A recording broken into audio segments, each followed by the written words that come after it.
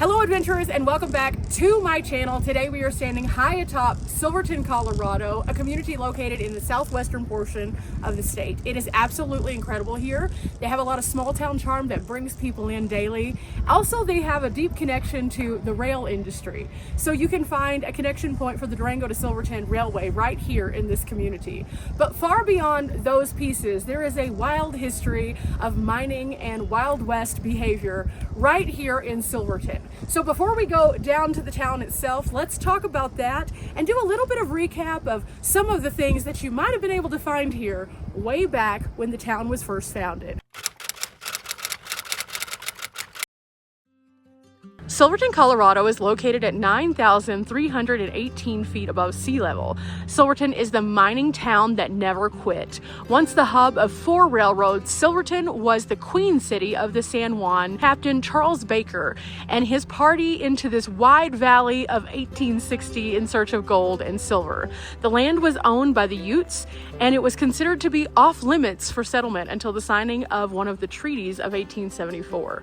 When the floodgates opened and prospectors by the hundreds poured into the shining mountains, the Denver and Rio Grande Railroad arrived in 1882, making it easier to get in and out of this area. The ore ran high for the San Juans, and the mines were at 12,000 feet or higher, and they were manned by miners who lived year-round at the mines in boarding houses that often housed over 200 or more men. Because of the steep geography, elaborate tram systems were built to transport the ore down to the mills and the smelters. Mining ceased operations in Silverton in 1991 entirely, but in its colorful heyday, over 2 million troy ounces of gold and 51,000 ounces of silver, 112 million pounds of copper, 760 million pounds of lead, and 600 million pounds of zinc were mined here. Silverton was named a National Historic Landmark in 1962 and is one of only 2,300 in the country.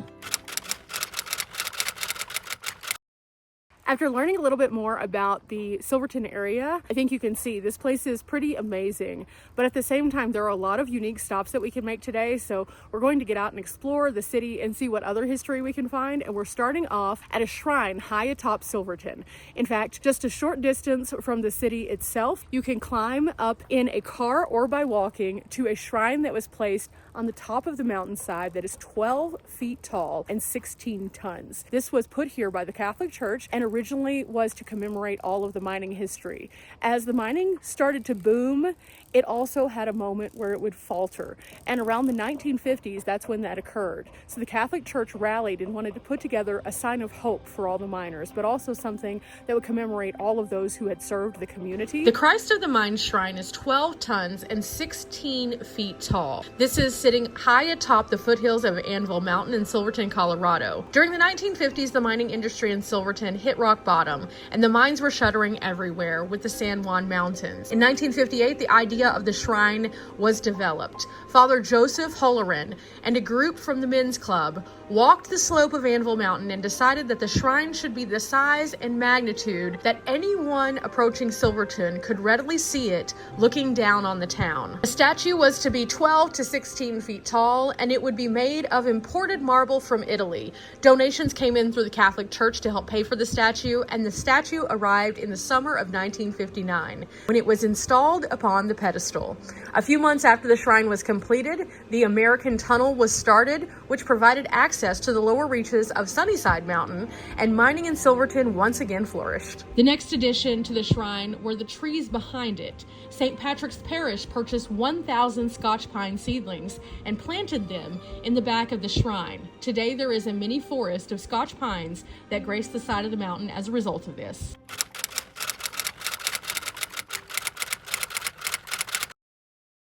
Okay, the next stop on our historic tour of Silverton is the Visitor Center, where we can find some more information and context about the town. Here we start off strong.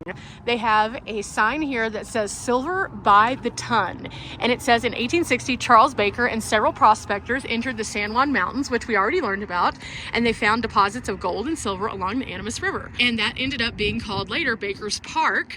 But as time kind of passed, over 1,000 prospectors came into the area and into into the high country, and by 1874, Silverton town site was laid out so it could soon become the center of numerous mining camps along the Animas River. And they have historic photos here that you can find of some of the different places, including this is the Silver Lake Mill that was on the Animas River north of Silverton.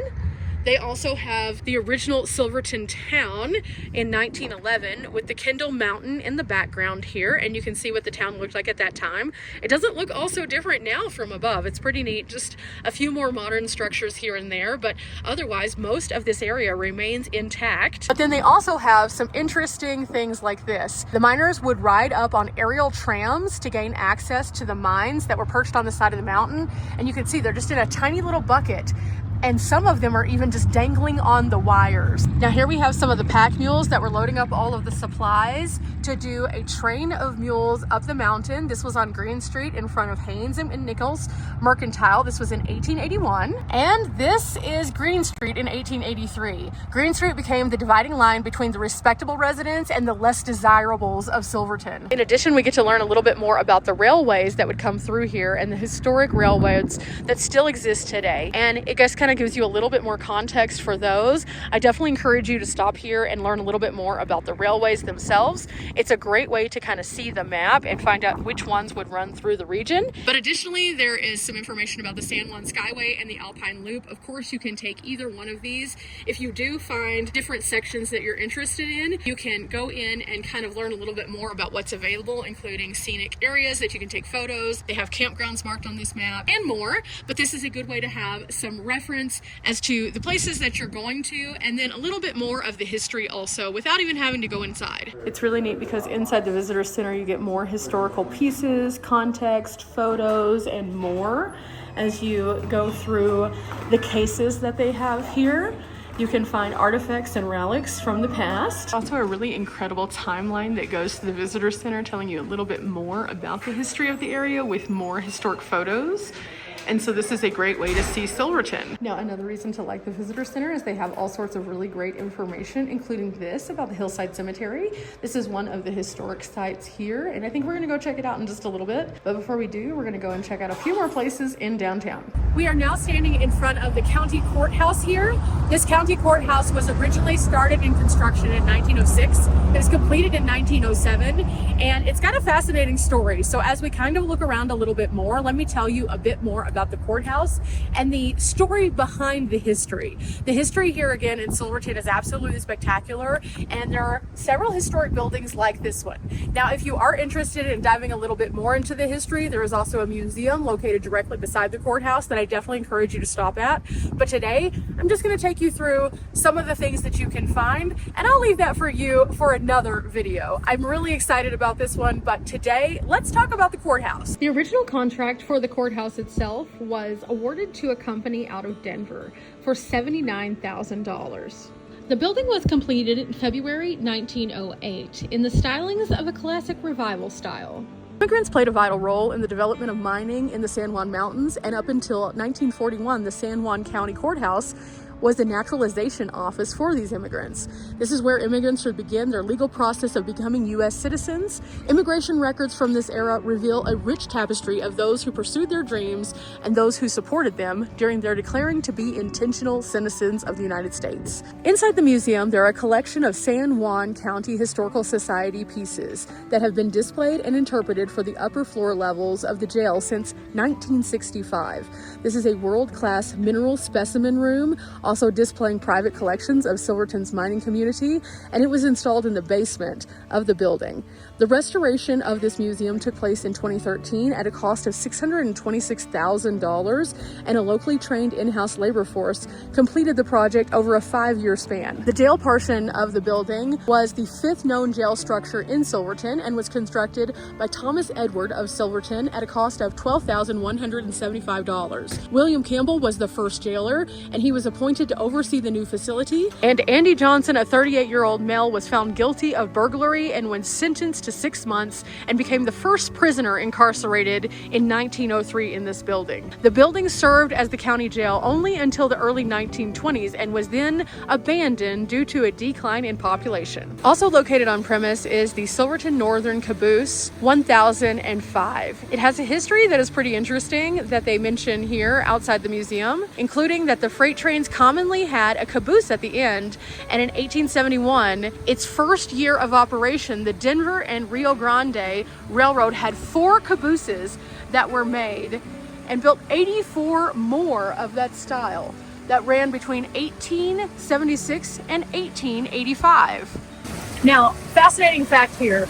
Originally, this caboose and others like it cost about $720 to produce.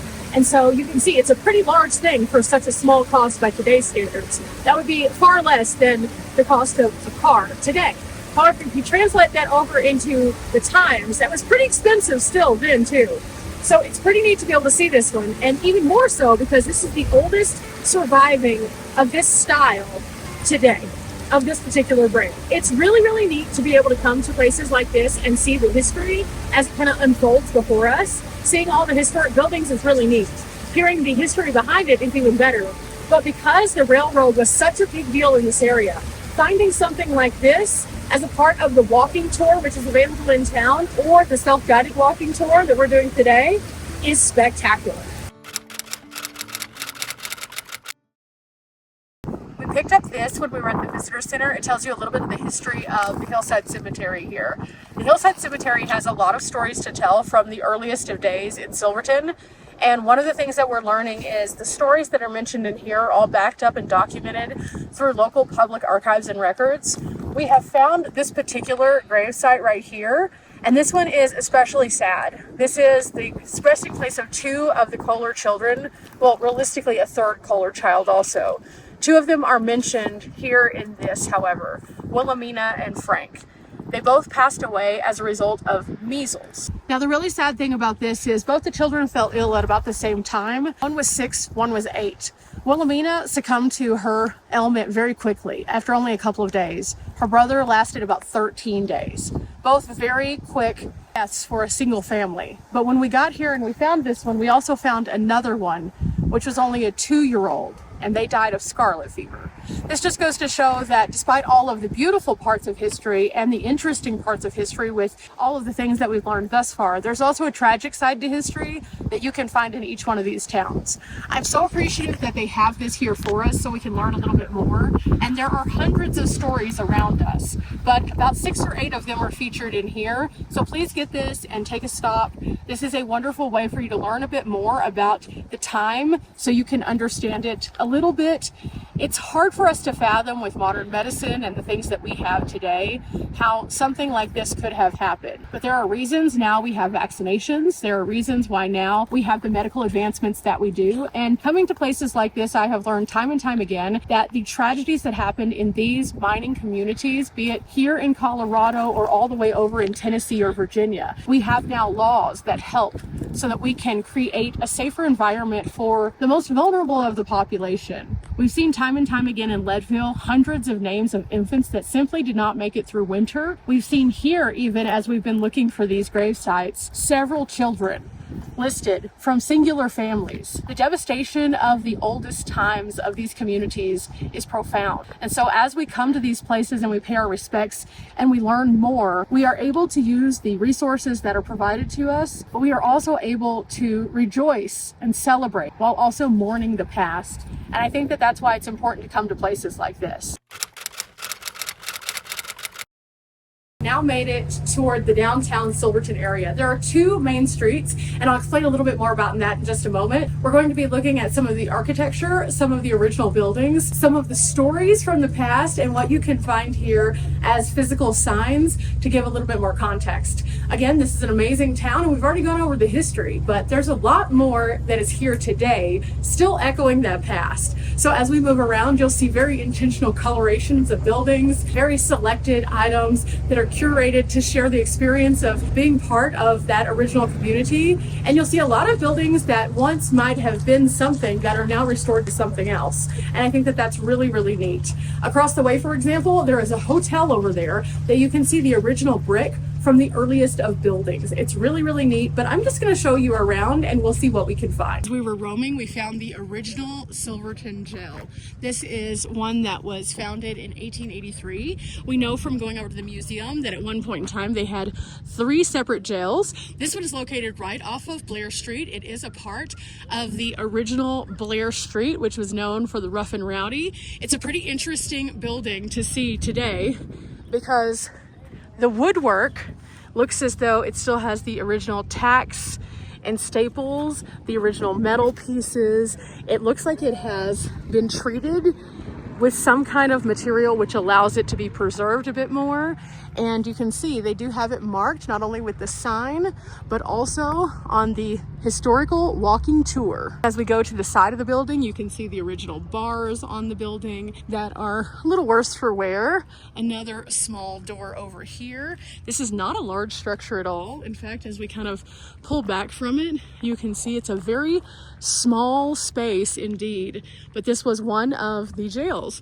And after they outgrew this one, of course, they needed to move into another one, which is why they moved into the second and then the third before the population began to decline. At the building we were just looking on at that had the hotel sign, I was talking about the original brick. And you can see here, this used to be Mary Swanson Grocery and Meat. This building was originally from around 1901. So yes, this was very early into the days here in Silverton. But again, because this is a modern town as opposed to a historic town, what is this now, Riley? They have turned it into a spa. Right, isn't this beautiful?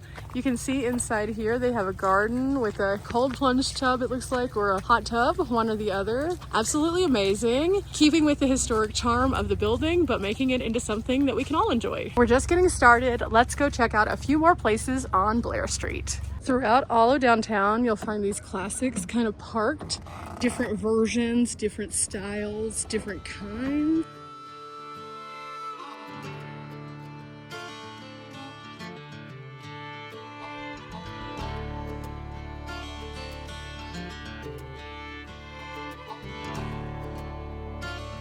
We have made it to the notorious Blair Street, which is one of the historic districts here in Leadville. This was known as the notorious Blair Street, or the red light district, and it has a few interesting who, what, when, where, and why discussions as to what this district exactly looked like. For example, who is Blair Street named after? It was actually named after Thomas Blair, who was one of the original San Juan prospectors who helped establish the town of Silverton. What makes Blair Street so notorious?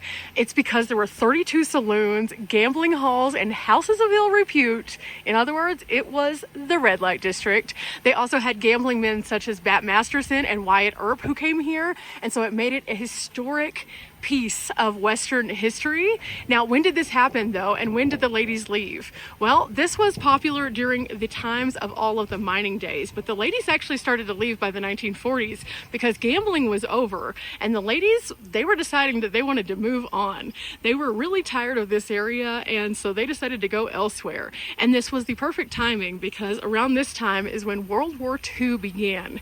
Now, where exactly are we at? We are at the pavement ending in the Old West, and Blair Street saw the rebirth in the 1950s and was a movie set for the Run for Cover and Across the Wide Missouri movies. And also they had people like Jimmy Stewart and Marilyn Monroe who came to this very town, which makes it really, really a cool thing. But why did they call it a red light district? It's pretty interesting because the reason why they called it a red light district is because they would hang little lanterns outside of their space to signify houses of ill repute, and people would know that that's where that they could go. Now, a lot of times these lanterns themselves came right off of the railroads and would hang up, and I've learned that in several western towns, so you could always see who was doing what, who was being nefarious, and what was going on. But this is Blair Street, one of 2 districts here in Silverton. Silverton is an interesting town, split by only a single block. Blair Street was where all the rough and tumble would go, and the street next to it, that we're going to go to in just a few moments, is where you mainly see Green Street, and Green Street is the area where you find the more uppity businesses of the time. Now, these days, there are cool businesses on both of them that you can go and visit, but I definitely think it's a really cool way for us to see this, and so kind of getting some context there does matter. And so let's go explore a little bit more of the entire town, because I think it's going to be really, really fun. We're moving around Blair Street. There are a lot of interesting businesses, a lot of cool things that you can find. And amongst those, you can do old-timey portraits. Now, old-timey portraits are pretty neat because you get to dress up in a variation of different styles. You can be anything from a Southern belle to a harlot and everything in between. Or if you're a man, you can be a gunslinger or a dignitary. And it's really fun because you get to choose your personal personality. And if you want to do something that's completely opposite of what your regular personality is, you can. You might hear that. That's the Durango-Silverton train, which comes here, and you can hear it. It's just right over that way. Now, instead of brothels, you have fabric art with beautiful murals outside. It's a really interesting juxtaposition to the history that actually stopped around the 50s. And now the new and improved Silverton is here to share with us the charm of this mountain community. Now, as we're moving about Blair Street, we've already talked about its very interesting sordid past, but there's a few names that you might be familiar with who have come through this very street. In fact, Bat Masterson, who we talked about over at the Old Time Photo, or the original Bordello, was one of those people. However, also Doc Holliday and Wyatt Earp both came through this area, just further proving that this was a rough and rugged, rowdy little town at one point. The mining industry brought in tons of people, thousands of miners which lived upon the mountains, and when they would come down to the community, they wanted to tear it up, so to speak. And this is the street for which they would do that. Now, today we've noticed that it's a lot more commercial, it's a lot more touristy, and there are a lot of regular people here. But once you were here during the olden days, it was a very different vibe, it was a very different story. But now we're going to take it over toward Green Street, which was considered to be the God-fearing street, the place where the regular businesses would be, not the ladies of the night, not the red lights, not the gambling halls, not the saloons, but the regular everyday people who were church-going folks would go over there.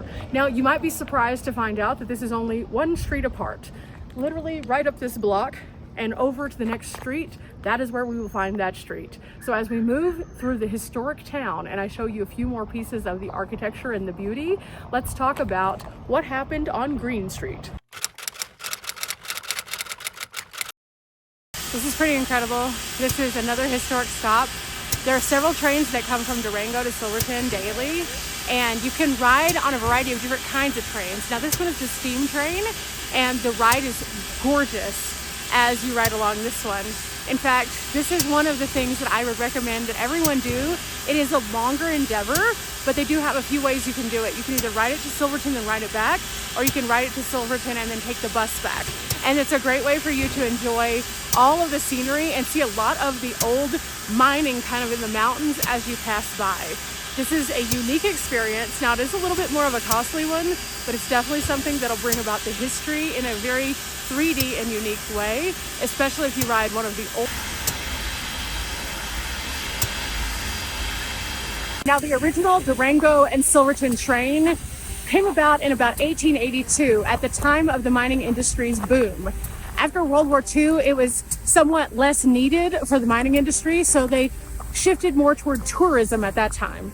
But as you can see, it's a beautiful way for you to be able to see things, and a unique thing to look at if you're not riding the train when you're here in Silverton. The train cars go on and on and on. There are different kinds of ways that you can ride this train, either be it in a more luxurious box or in an open air cart, and it's something that is definitely an experience, to say the least. I've ridden a few different trains here in the Colorado area, and each one of them is unique and different, so I would highly recommend this one to you.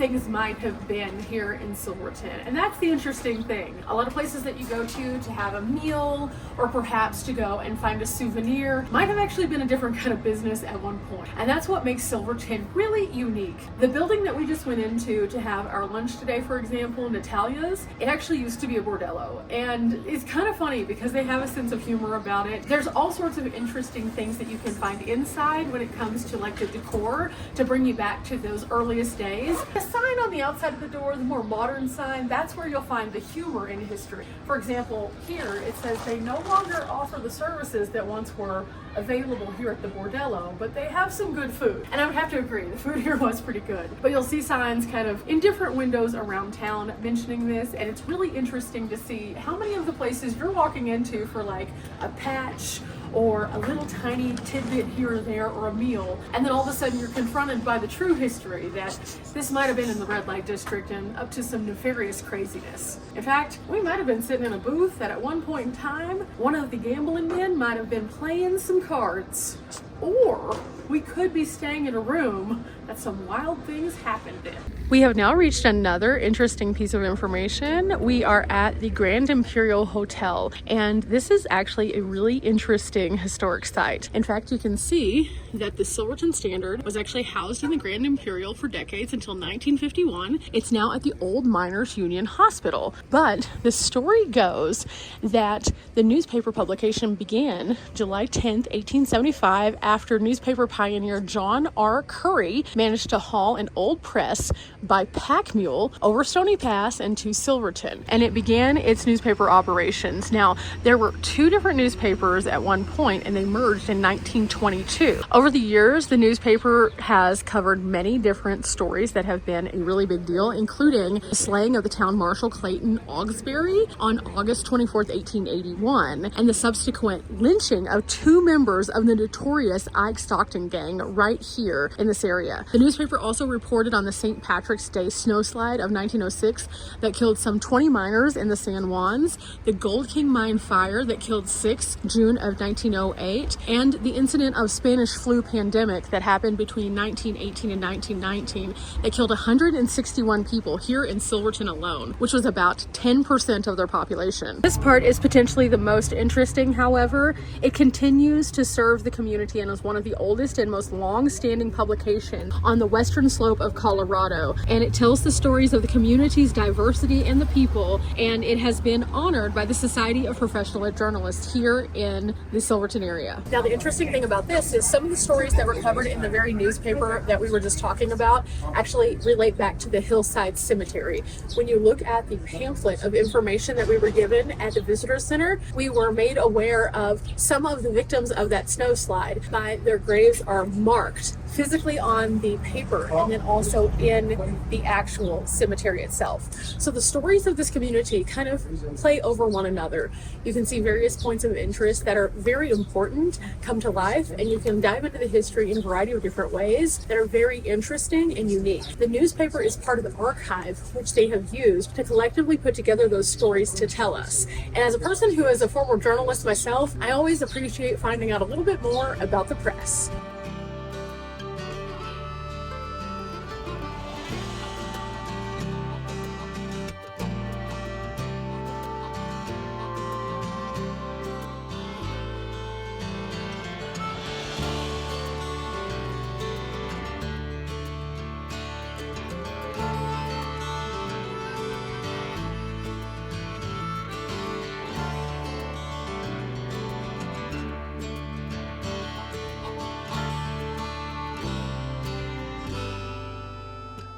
Well, guys, that's going to do it for us here in Silverton. I have really appreciated each and every one of you for coming along for this historic tour. I hope you've enjoyed this. I definitely have enjoyed taking you up to the shrine, bringing you down, exploring the street, and finding out a little bit more about the train. Remember, guys, we're not here for a long time, but we are here for a good time. Come out to Silverton. Enjoy yourself. Take the day. Take a week. Take as long as you can and just get to know the people around you. Take the walking tour. Go into the businesses and have a good time. Till next time. Bye.